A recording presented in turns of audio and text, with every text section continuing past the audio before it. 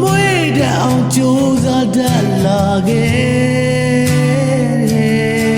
လမ်းကလေးငါပြန်လျှောက်ခွင့်ရခြင်းသေးတယ်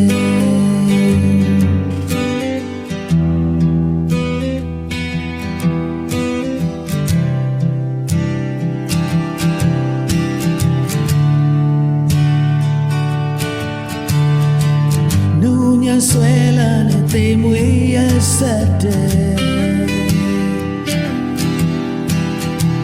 စစ်မှန်ပွင့်လင်းတဲ့ရယူတောင်းဆိုခြင်းနဲ့မပါဝင်နဲ့ဖြတ်တမ်းမှုတွေကိုလှည့်ကြည့်ရောတသက်ွယ်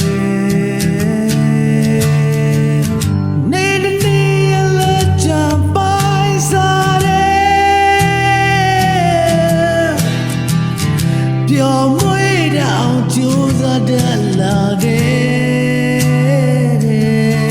လမ်းကလေးငါပြန်လျှောက်ခွင့်ရခြင်းသေး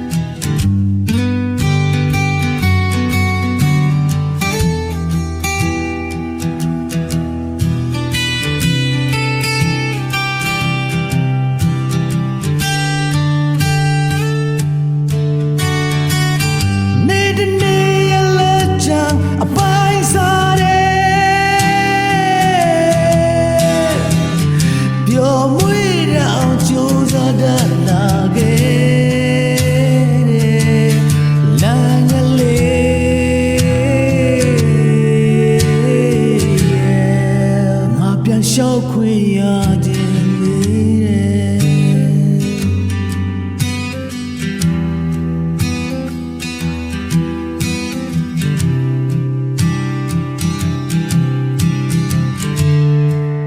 ငါပြန်ရှောက်ခွင့်ရခြင်း